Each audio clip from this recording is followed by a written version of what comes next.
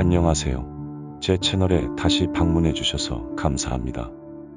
오늘 영상을 보시고 내용이 마음에 드신다면 좋아요만 부탁드리겠습니다. 그럼 시작하겠습니다. 크로아티아의 죽음의 동굴로 알려진 포가니카 베이 동굴. 이곳에서 알려진 사망 사건은 2015년까지 4건 정도 보고되어 있다. 오늘은 그 이야기에 대해서 알아보려고 한다. 크로아티아와 이탈리아를 사이에 두고 있는 아드리아해. 아드리아해는 서쪽으로 이탈리아를, 그리고 동쪽으로는 슬로베니아, 크로아티아 등 발칸반도를 접하고 있다. 이곳에는 무려 1000개가 넘는 크고 작은 섬들이 몰려 있는데 대다수가 크로아티아의 해안가에 집중돼 있다. 그리고 우리에게 포가니카 베이 동굴이라는 이름으로 알려진 위험한 동굴이 이곳에 존재한다. 포가니카는 현지어로 사악함이라는 의미를 갖고 있고 이곳은 위험지역으로 현지인들도 가능한 방문하지 않는 곳으로 알려져 있다. 2002년 9월 10일 저녁 시간, 몇 명의 그룹은 잠수 다이빙을 즐기기 위해 아드리아해를 방문한다. 그룹원 중 몇몇은 술을 마신 상태로 다이빙을 하기 위해 포가니카 베이로 향하였는데 얼마 후 독일 출신의 MK라는 남자는 다이빙을 하려고 15리터의 공기를 담은 산소통과 네오프렌 잠수복 그리고 다이브 컴퓨터를 착용하고 물에 들어간다.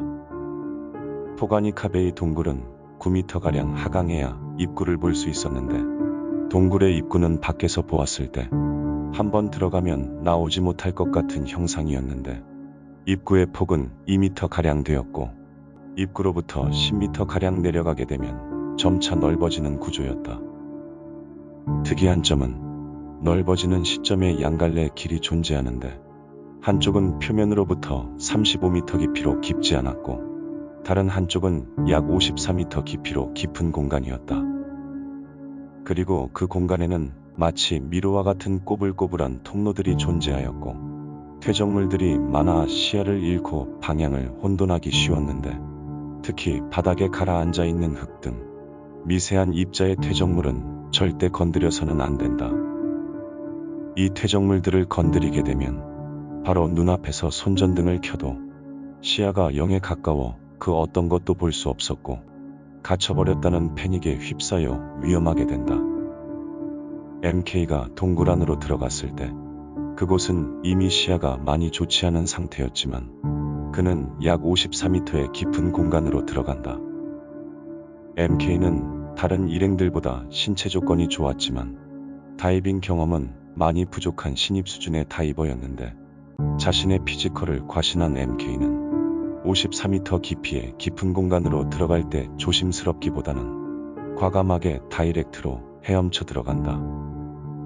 바닥 부분에 다다른 그는 다시 위로 헤엄쳐 올라와 깊은 공간의 입구를 나오는데 여기서 치명적인 실수를 하게 된다. 깊은 공간에서 나와 실제 입구로 향하는 길과 작은 공간으로 들어가는 길이 굉장히 유사하였고 동굴 안의 시야가 워낙 좋지 않았던 점 그리고 MK가 다이빙 전술을 마셔 판단력이 흐려졌다는 점에 의해 혼동을 하고 작은 공간으로 들어간다. 그곳에서 MK는 약 20분 이상의 시간 동안 미로 터널을 헤엄쳐 다니며 시간을 허비하였고 남은 산소는 대략 35분을 버틸 수 있는 양으로 표면까지 올라가기에는 현저히 부족한 상태가 됐다.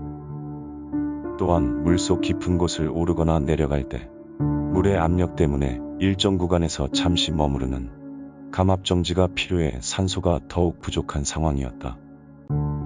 같은 시간 표면에 있던 MK의 동료들은 그가 돌아와야 할 시간이 되었는데도 오지 않자 실종되었다는 판단을 하고 그를 구하러 출발한다.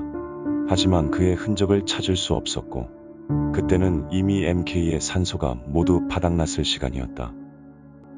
그래서 동료들은 크로아티아의 스플리트시 경찰에 신고를 하였고 경찰 잠수부 2명이 포가니카 베이 동굴로 향하여 수색을 한다.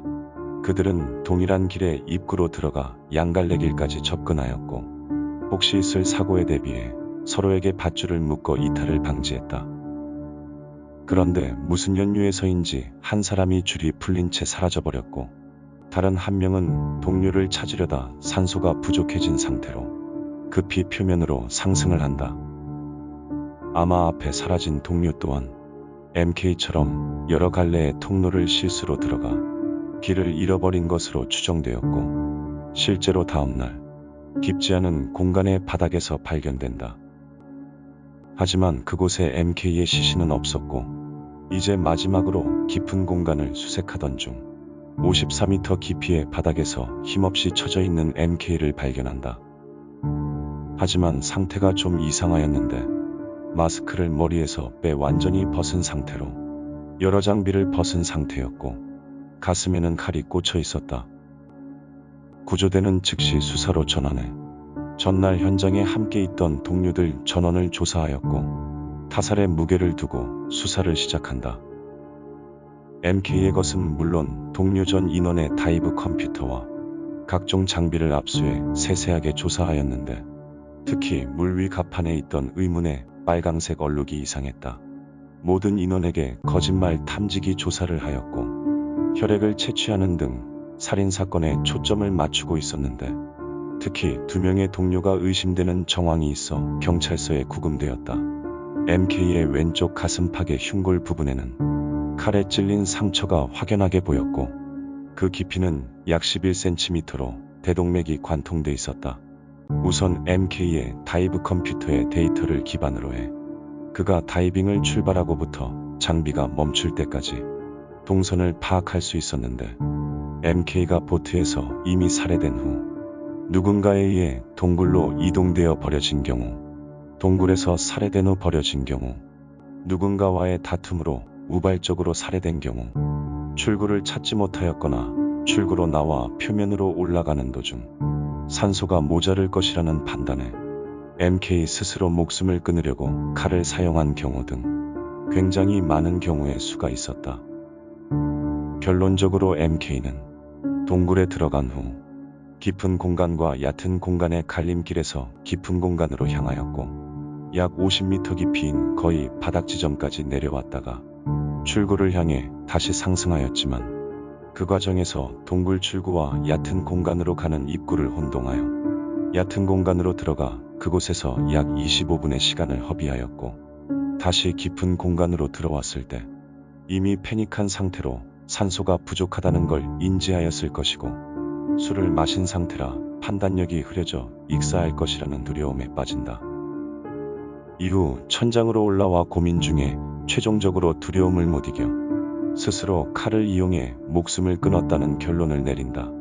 또한 갑판에서 발견된 빨강색 얼룩은 조사 결과 페인트로 밝혀졌고 조사기관은 만약 이 사건이 타살이라면 함께 잠수 중에 살인을 하는 게 더 쉬운 방법이었고 여러 정황상 타살의 가능성은 굉장히 낮다고 판단된다며 사건을 마무리한다.